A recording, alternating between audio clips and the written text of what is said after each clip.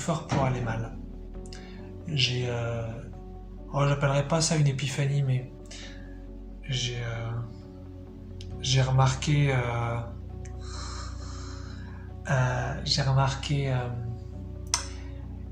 il y a peu par rapport au moment où je fais cette vidéo, que je faisais des efforts pour aller mal.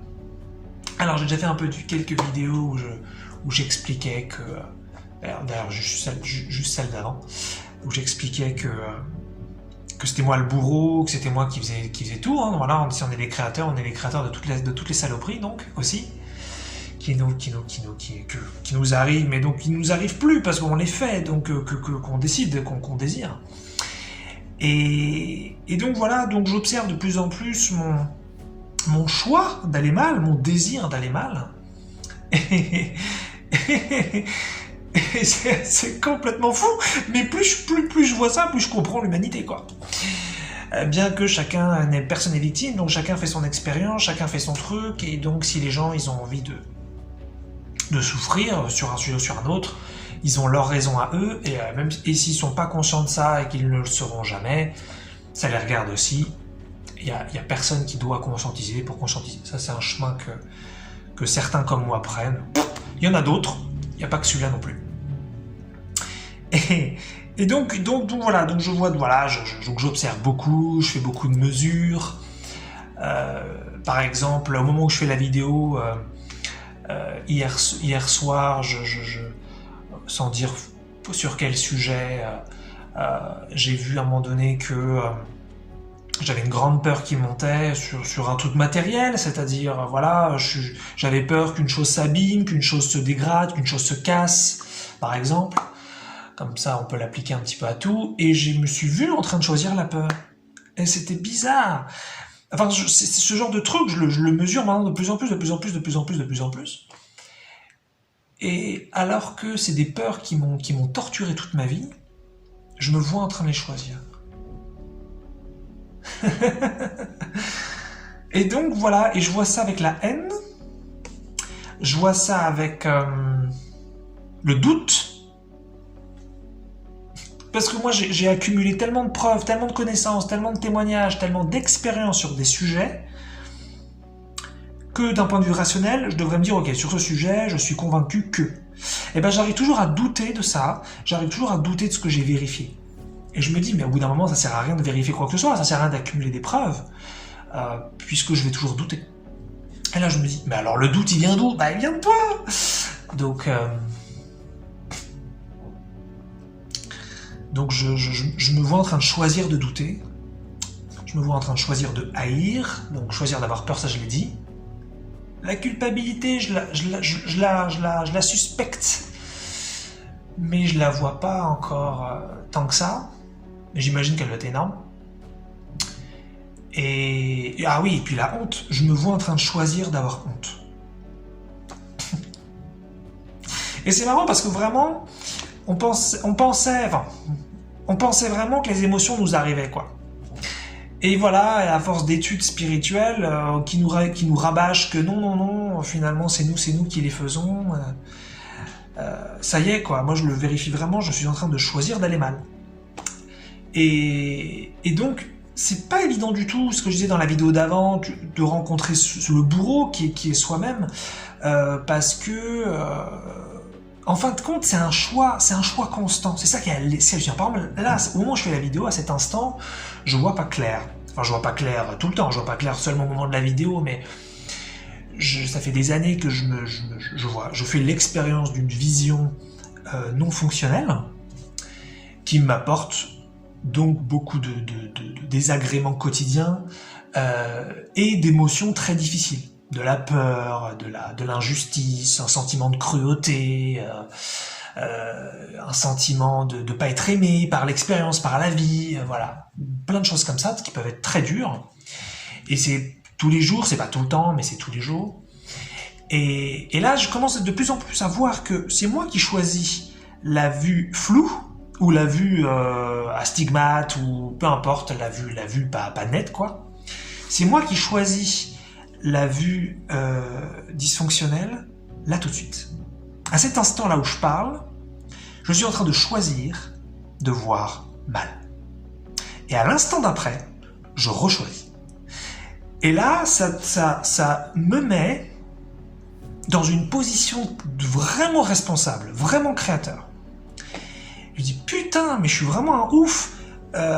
C'est moi qui choisis ça tout le temps. C'est moi qui choisis d'aller mal tout le temps. Et donc, on pourrait prendre plein de sujets, mais je vais pas trop m'éparpiller parce que je me connais là-dessus. Mais c'est ça en fait. Et j'ai eu une autre épiphanie dernièrement, où en fait moi il se trouve que j'ai j'ai eu une expérience de non-justesse extrême sur Terre, avec un sentiment donc très profond que la société n'est pas du tout juste pour moi, juste au sens de la justesse, hein, pas de la justice, et que voilà, ce monde il est tordu à beaucoup de niveaux, donc j'ai eu beaucoup de haine envers ce monde, puisqu'il ne me correspondait pas du tout. Et donc j'ai beaucoup, entre moi et moi, dans mes propres réflexions privées, j'ai beaucoup insulté la société, hein, voilà, c'est une façon d'exprimer sa haine de façon, je dirais, pacifiste, hein, plutôt que d'aller voir des gens et de les insulter, ou de poster des commentaires pour insulter des gens, bah non, je m'énerve soit dans ma tête, soit je m'énerve à voix haute, mais à voix haute tout seul. Donc ça me permet d'exprimer des choses, et en même temps, voilà, d'essayer de faire du mal à personne, a priori. Et donc voilà, beaucoup d'insultes, genre connard, genre enculé, genre fils de pute, genre voilà, quand t'as de la haine qui te traverse, évidemment, t'y vas à fond, quoi. Et donc j'ai eu une épiphanie, dernièrement, je dis putain, mais l'enculé, mais c'est moi en fait. Parce qu'en fait, c'est moi qui choisis la haine. C'est moi qui choisis d'aller mal. C'est moi qui choisis que les choses ne soient pas justes pour moi. Et quand on se retrouve finalement dans cette position de créateur, dans cette position de responsable, je me sens beaucoup plus responsable que créateur aujourd'hui, puisque je suis pas encore à un stade conscient de pouvoir décider autre chose, mais je me vois en train de choisir, donc c'est déjà quelque chose. Et je me suis dit, putain, mais c'est moi le fils de pute, en fait, qui me fait du mal. C'est-à-dire qu'en fait, c'est ça qui se passe, c'est toujours la même chose. On est toujours en train de critiquer à l'extérieur ce qui est à l'intérieur. Mais moi, en fait, comme je n'étais pas conscient de ça, j'étais convaincu que je voulais mon bien et que je voulais qu'il m'arrive que des bonnes choses et que la société, c'était des bâtards et qui faisaient n'importe quoi. Forcément, donc je les insultais comme ça une fois de temps en temps. Et moi, donc, pas du tout. Je voulais que mon bien, comme je viens de le dire. Et maintenant, je vois, mais putain, mais pas du tout, en fait. Pas du tout, en fait. C'était moi qui me faisais tout ça depuis le début. C'était moi qui me faisais les problèmes de santé, les problèmes financiers, les problèmes relationnels, les problèmes émotionnels. C'est moi qui faisais tout.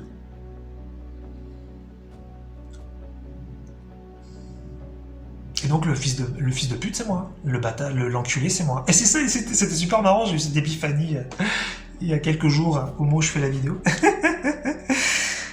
Et c'était ça, c'était putain, mais c'est moi en fait. Et je me suis rendu compte que de tous les gens qui m'ont fait du mal, entre guillemets, parce que personne ne me fait du mal, parce que je suis pas victime, mais toute l'expérience que j'ai eue, où tous les gens m'ont fait du mal, où la société m'a fait du mal, tout ça, je me rends compte que c'est rien du tout par rapport à ce que moi je me suis fait. Et là, on arrive vraiment, je dirais, vraiment, on est au cœur du truc, quoi. Et ça, en fait, c'est ce que moi j'appellerais, ou plutôt ce que j'ai étudié, que je vérifie, j'appellerais ça vraiment le désir de séparation. C'est la plus grande douleur qu'on puisse se faire, c'est s'incarner sur Terre, pas point, parce que s'incarner sur Terre, il n'y a aucun souci avec ça, mais s'incarner sur Terre et oublier qui nous sommes. Oublier que nous sommes Dieu, que nous sommes l'amour, que nous sommes le tout, que nous sommes la toute-puissance. Nous êtes séparés de nous-mêmes, nous êtes séparés de notre soi, nous êtes séparés de notre identité, au sens individuel. C'est la pire chose qu'on puisse se faire. Et c'est ça en fait, la violence, la véritable violence, c'est ça. Et comme derrière cette violence, elle est complètement oubliée, elle n'est pas conscientisée, elle n'est pas vue, on ne la soupçonne pas un seul instant, et donc on va la projeter à l'extérieur, et on voit un monde très violent, et qui nous horrifie, et qu'on déteste, qu'on hait, ou alors qu'on en est déçu, on en est dégoûté, on en est triste. Et en fait, cette violence, c'est la nôtre. Et donc c'est un chemin, encore une fois, même en spiritualité, tout le monde ne prend pas ce chemin-là, donc chacun le sien. Mais voir ça, waouh, c'est assez impressionnant. Donc moi là, que je rigole quand je m'insulte, et c'est une rigolade sincère en plus, parce que je m'identifie pas en fait au connard. Je m'identifie pas à l'enculé. Donc je peux dire putain mais c'est moi, parce que c'est pas mon identité, c'est un rôle que j'ai pris de moi à moi, donc c'est pas grave, il n'y a pas de souci. C'est pour ça que pourquoi est-ce que aussi on ne conscientise pas ça? Parce que ça nous terrifie. On ne veut pas voir qu'on s'est fait tout ce mal et qu'on s'est fait toute cette violence d'oublier qui nous sommes, d'oublier qu'on est Dieu. Voilà, c'est vraiment une énorme cruauté qu'on s'est fait à soi-même. Mais qu'on a désiré pour des raisons qui peuvent être intelligentes même. Il y a des gens, il y a beaucoup de gens qui s'incarnent, qui donc ne s'éveilleront jamais, parce que ils sont pas du tout, c'est pas du tout leur objectif, c'est pas du tout leur but de créateur, et ils sont là pour apprendre des leçons, pour comprendre des trucs, pour progresser sur un des sujets. Moi personnellement, je trouve que ça sert à rien d'apprendre des leçons, mais ça c'est carrément moi qui dis ça. Donc chacun peut avoir son point de vue et son expérience, et il y a pas de souci quoi. Mais effectivement, la violence, elle est à l'intérieur. Et donc, forcément, ça fait un monde extrêmement violent derrière. En tout cas, pour ceux qui le perçoivent, parce qu'il y en a qui ne vont pas le percevoir. Donc, voilà, ça veut dire qu'à l'intérieur, ils en ont a priori beaucoup moins. Et voilà, donc maintenant, je vois cette violence-là et je me vois en train de choisir d'aller mal. Et donc, par rapport à ce que je disais au début de la vidéo, donc maintenant que je vais toujours plus conscient, plus profond, je vois quelque chose de plus. Je vois ce que je savais, c'est-à-dire que c'est pas naturel d'aller mal, c'est pas naturel de pas être puissant, c'est pas naturel de pas être amour, c'est pas naturel de pas être abondant, et de pas être en bonne santé, c'est pas naturel de vieillir. Je vois toutes ces choses de plus en plus. Et donc je vois que je choisis, je choisis donc de voir pas clair, je choisis d'être malheureux, je choisis toutes ces choses. Et je vois donc en plus, maintenant, que je fais des efforts pour ça. Et ça, c'est un truc de ouf, parce que faire des efforts pour aller mal, non mais là c'est du foutage de gueule quand même. Hein. Parce que déjà là tu te dis bon je vais pas bien, c'est pas ma faute. Après tu progresses, tu te dis bon bah je vais pas bien, mais c'est moi qui le veux. Putain la loose. Quand est-ce que je vais enfin vouloir autre chose? Et maintenant je fais des efforts pour aller mal. Oh putain. Bon bah moi je sens que je suis proche de la fin d'arrêter quand même. Hein. Parce que voilà moi personnellement les efforts c'est pas du tout mon truc. Donc quand je commence à voir que je fais des efforts sur un truc, je m'arrête très vite. Mais effectivement.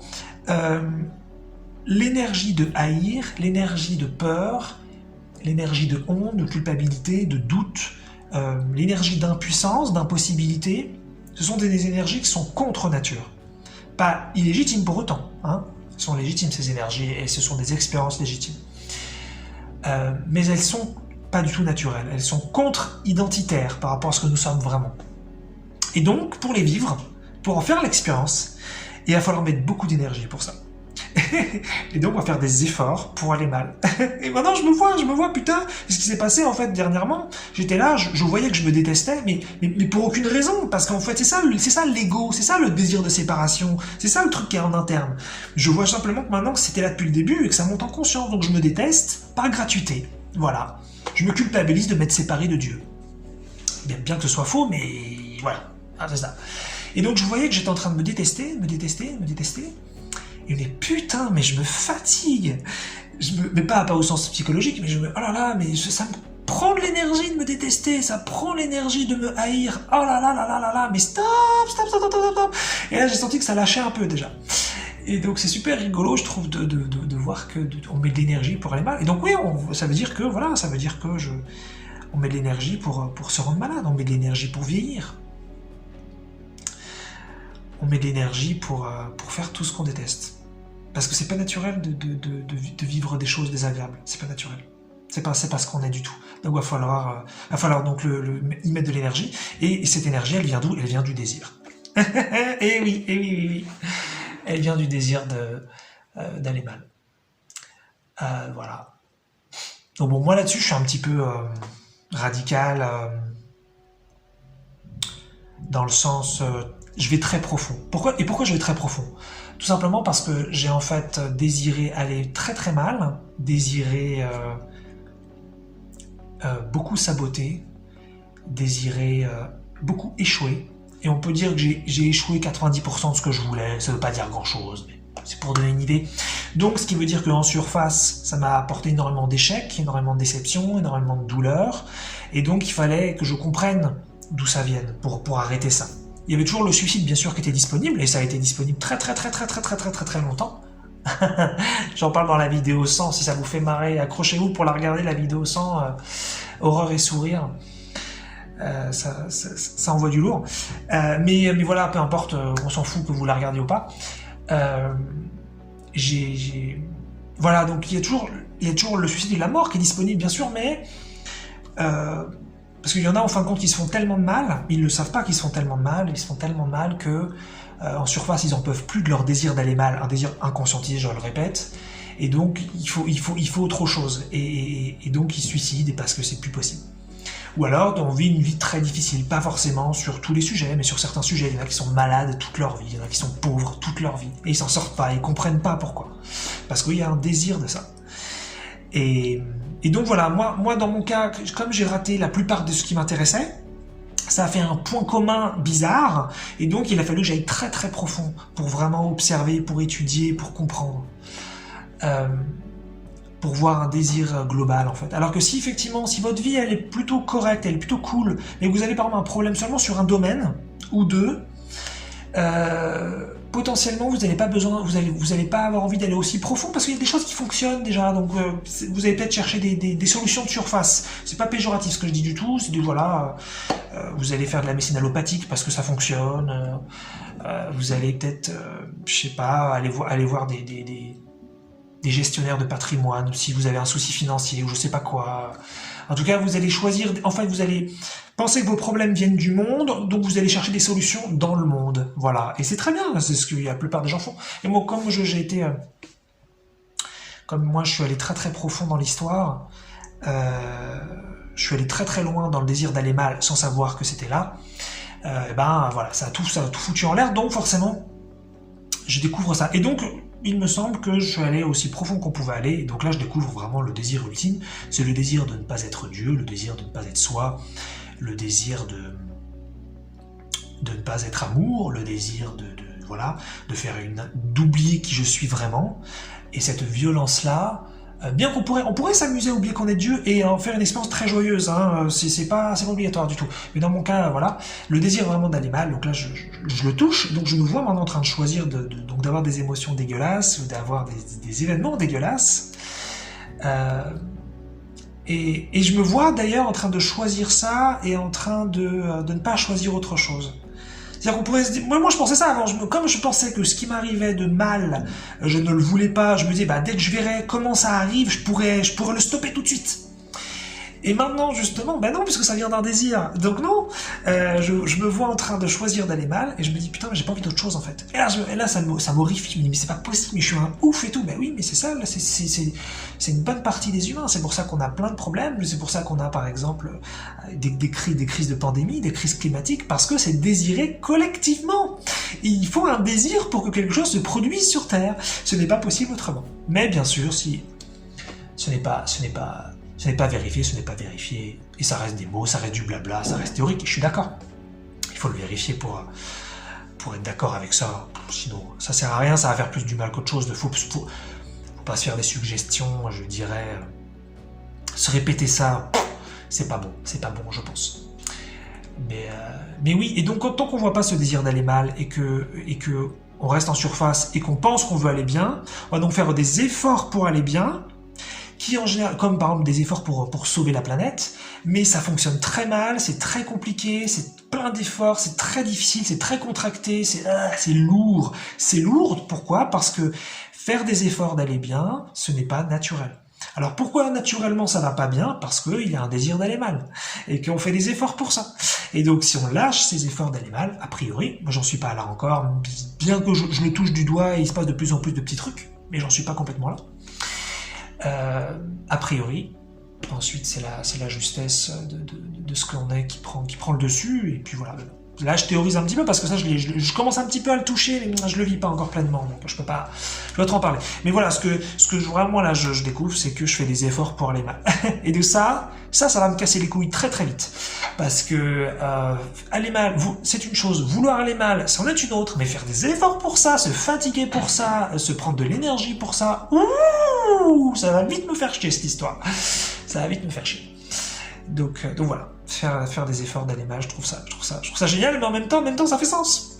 En même temps ça fait sens.